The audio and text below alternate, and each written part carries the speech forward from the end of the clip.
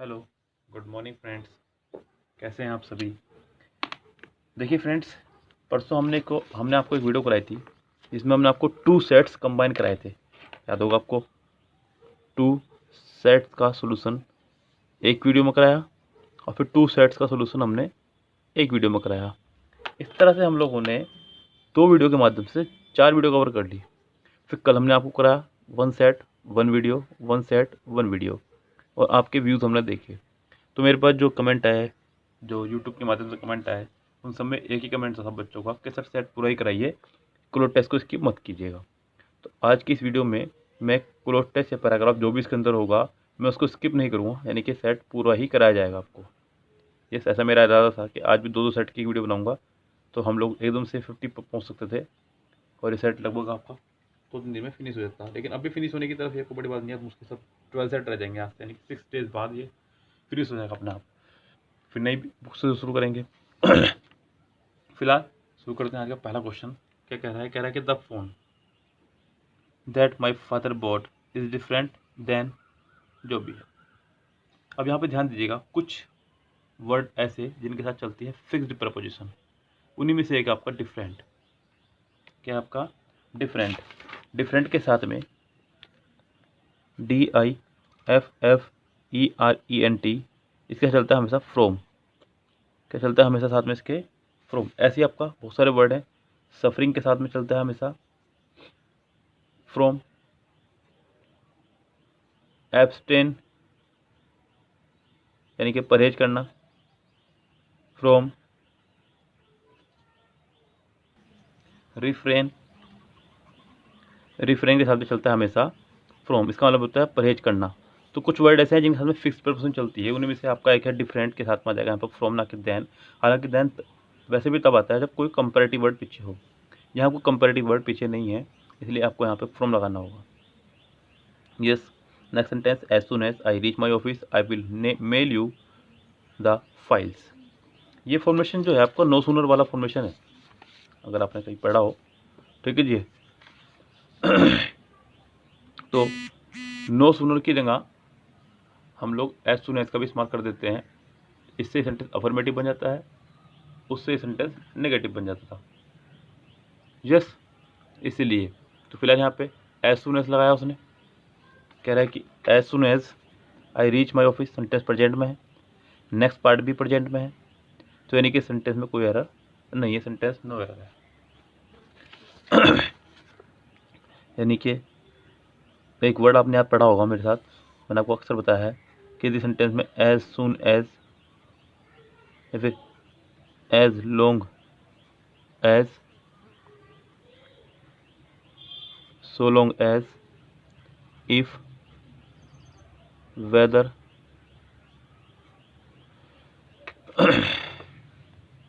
Unless, until, in case,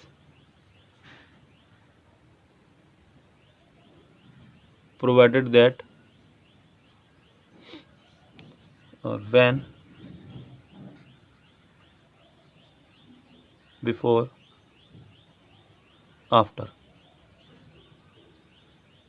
अगर sentence में double modal verb हो, क्या हो? डबल मॉडल वर्ब, तो इनके बाद मॉडल वर्ब कभी नहीं आती।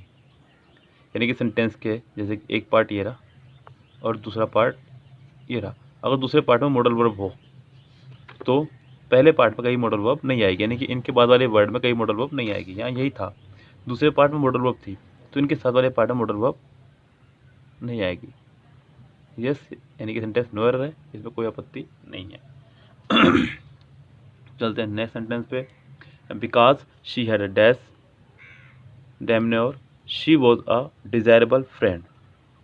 डेमन्योर बोलते हैं आचरण को। Yes, because she had a dash demeanour she was a desirable friend, क्योंकि उसका आचरण जो है डैश है। अब डैश तो मतलब अच्छा ही होगा, तभी तो she was a desirable friend, यानी कि हर कोई चाहता है उसका फ्रेंड बनना। तो प्लीजेंट मतलब अच्छा, खुशनुमा। शेवर कठोर, मीन दुष्ट, नस्टी बहुत बुरा। तो यहाँ पर आ जाएगा आपका सिर्फ और सिर्फ प्लीजेंट।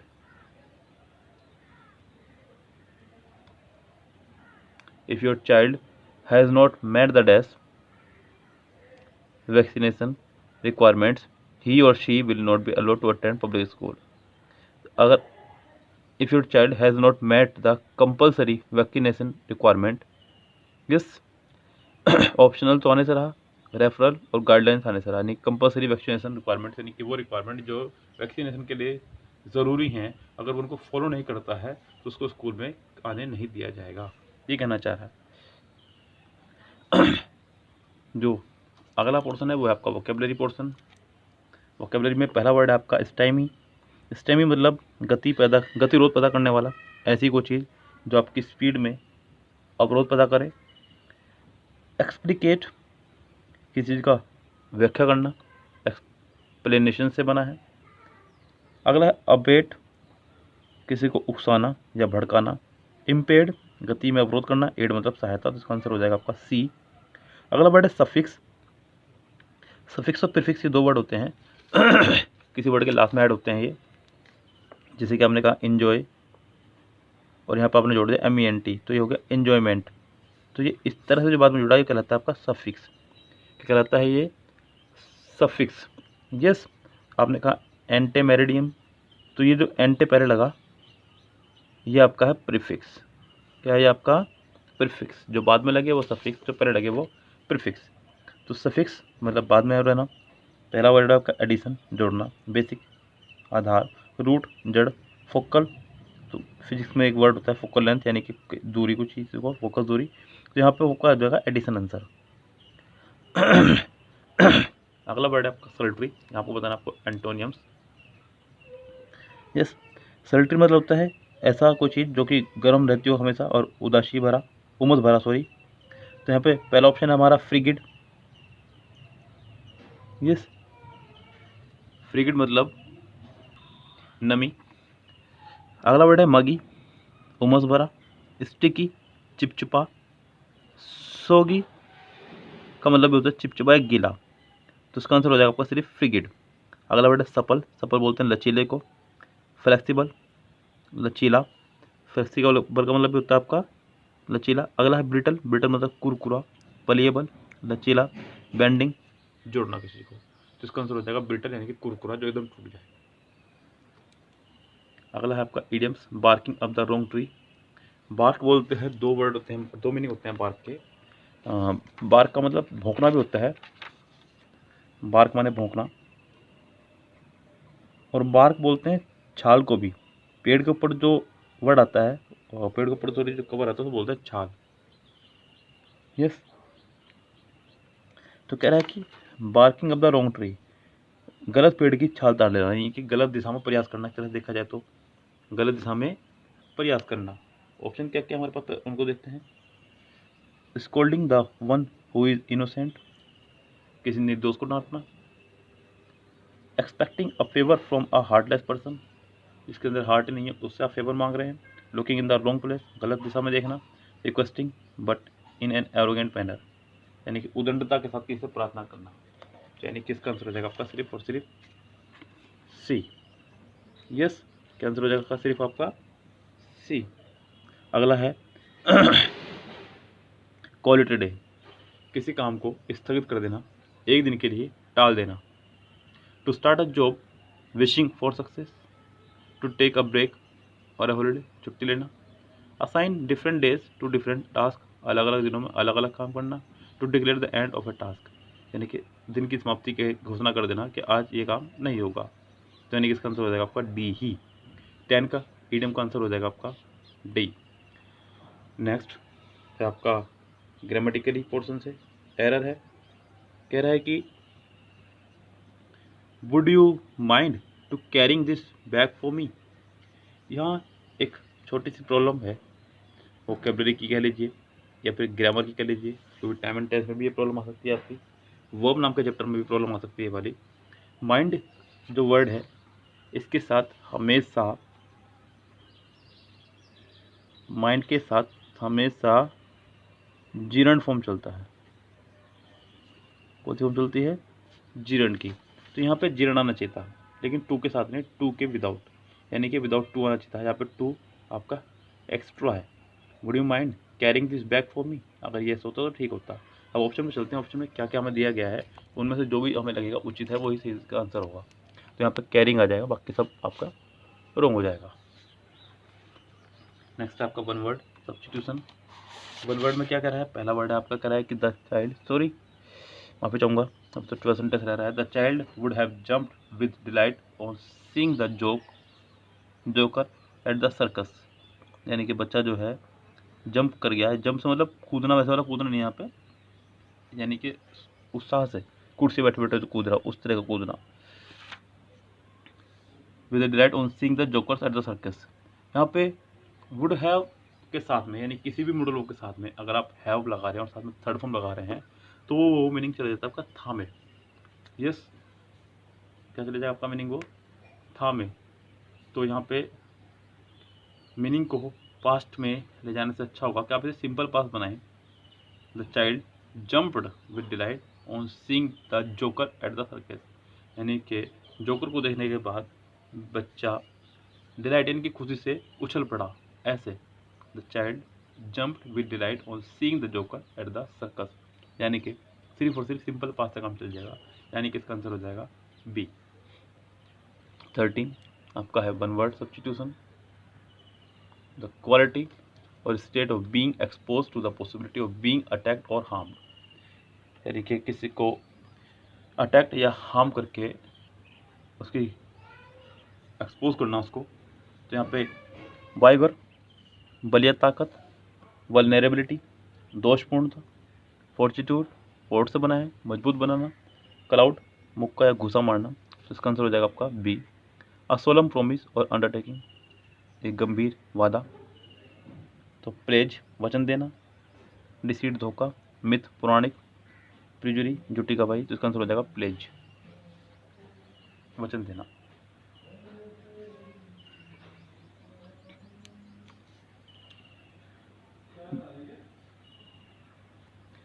नेक्स्ट आपको बताना है कि इनमें से कौन सा करेक्ट है।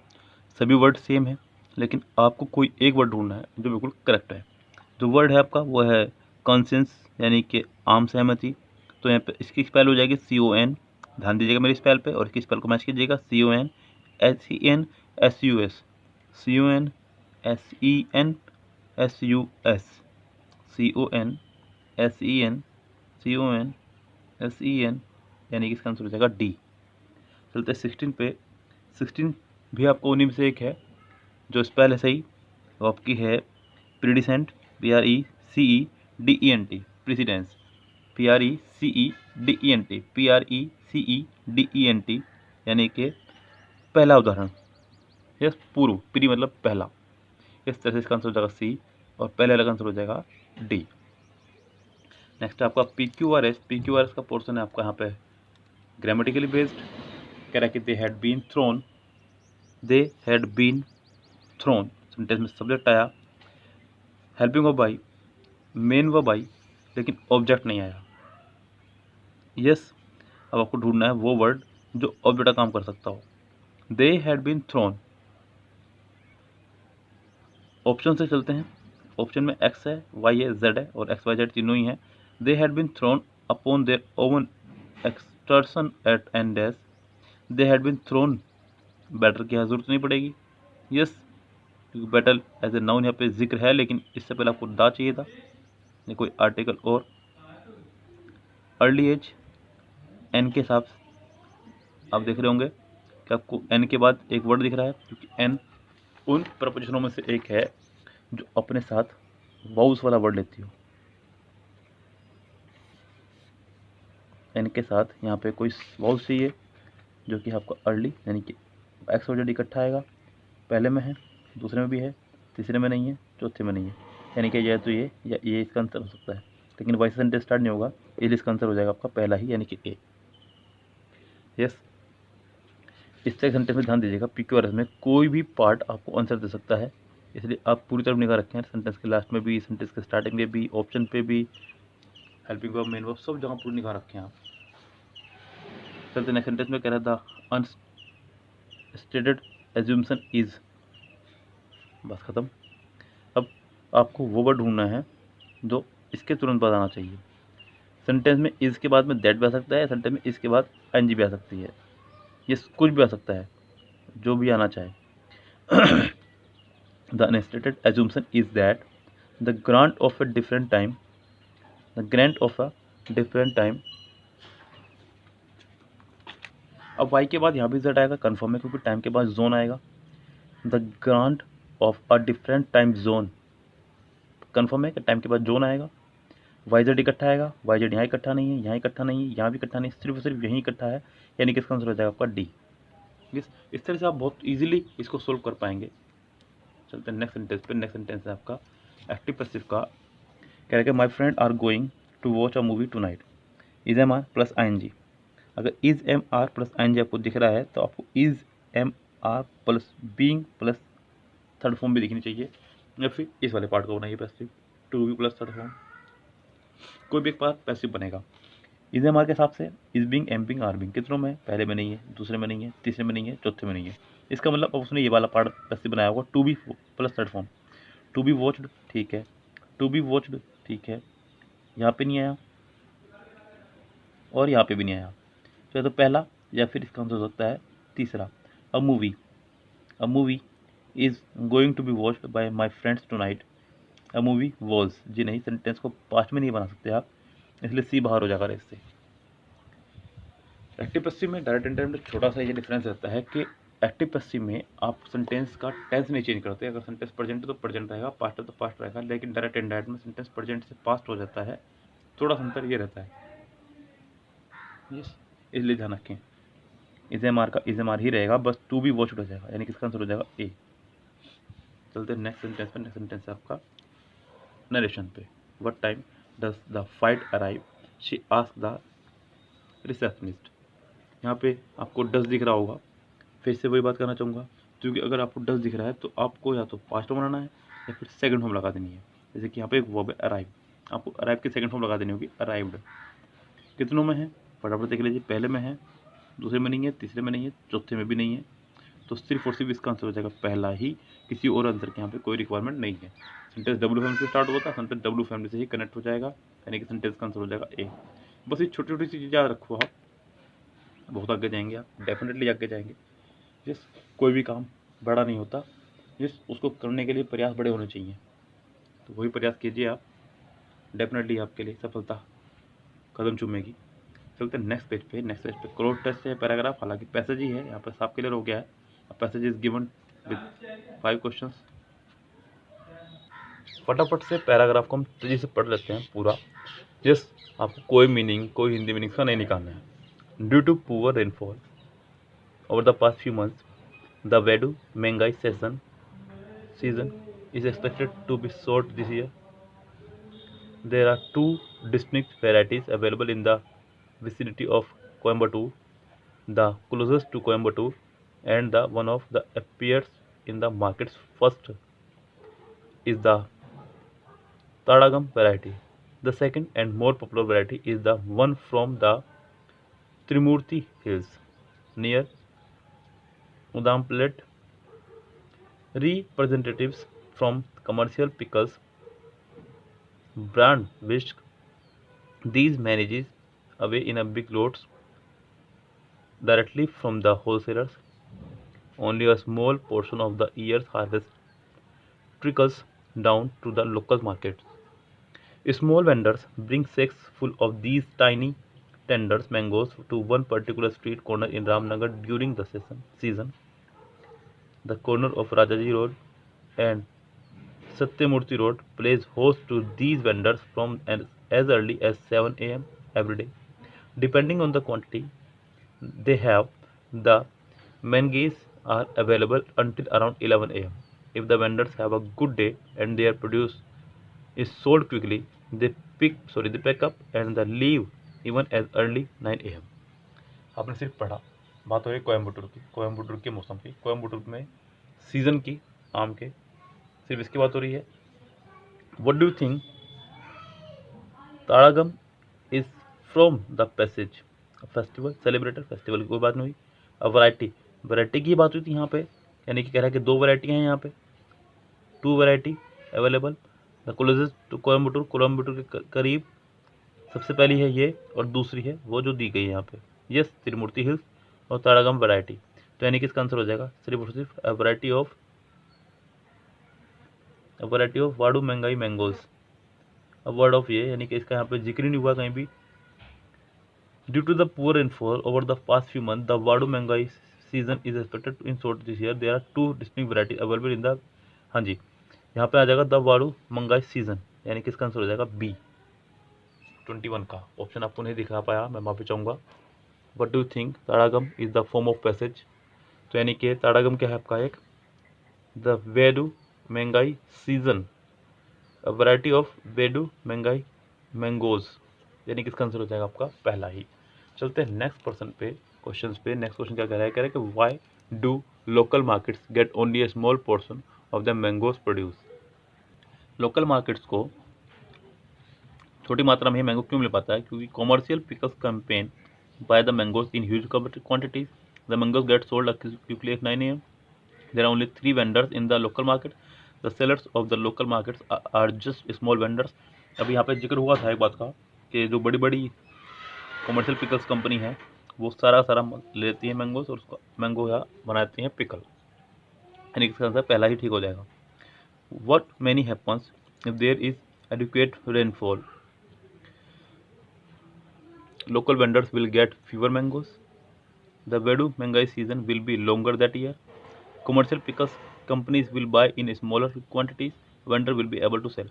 पहले ही लाइन में इसका जिक्र हुआ है, कह रहा है कि due to poor rainfall over the past few month the vadu maangai season is expected to be short this year, यानी कि रेनफॉल कम हुआ है इसलिए जो इसका सीजन है बहुत कम रहेगा, यानी कि अगर रेन ज़्यादा होती तो सीजन भी ज़्यादा रहता। तो यानी कि इसका आंसर पहले का हो जाएगा, the vadu maangai season will be longer that year, यानी कि इसका बी आंसर हो जाएगा कन्फर्म अकॉर्डिंग टू पैराग्राफ।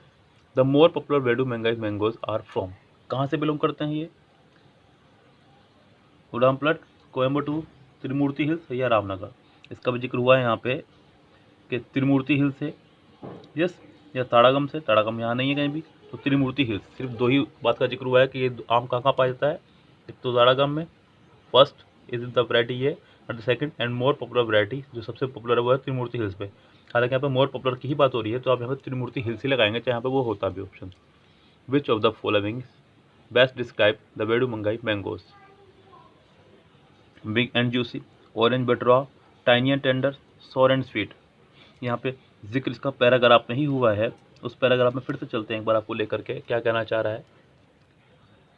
ये दूसरे पैरे की पहले लाइन है, small vendors bring sex full of these tiny tenders mangoes, tiny मतलब छोटे छोटे। तो यहाँ पे चलते हैं ऑप्शन पे ही, अब सवाल पा दीजिए, सवाल में कह रहा है कि which of the following best describe the vadu maangai mangoes tiny and tenders, यानी कि इसका आंसर हो जाएगा आपका सी 25 का आंसर हो जाएगा सी। सिलेबस को बार बार चेंज कर रहे हैं, पैटर्न को बार बार चेंज कर रहे हैं, कभी क्लोज टेस्ट कभी पैराग्राफ। बच्चे शायद ही कन्फ्यूज होंगे उस टाइम पे, पक्का कन्फ्यूज होंगे। कुछ बच्चे जो क्लोज टेस्ट की तैयारी करके जा रहे होंगे वहाँ पैराग्राफ दे रहे होंगे, और जो पैराग्राफ की तैयारी करके जा रहे होंगे क्लोज टेस्ट दे रहे होंगे। हालांकि जैसा मैंने वादा किया था कि मैं इसका पूरा सेट कराऊंगा, चाहे क्लोज टेस्ट हो या पैराग्राफ, तो मैंने आपको करा दिया है। मिलते हैं नेक्स्ट वीडियो के साथ में इवनिंग में, उसमें भी पैराग्राफ ही है, मैंने देख लिया है, उसको भी हम लोग कंप्लीट कराएंगे, बिल्कुल बेफिक्र रहिएगा। Yes, have a nice day, see you tomorrow, शब बखैर, गुड नाइट।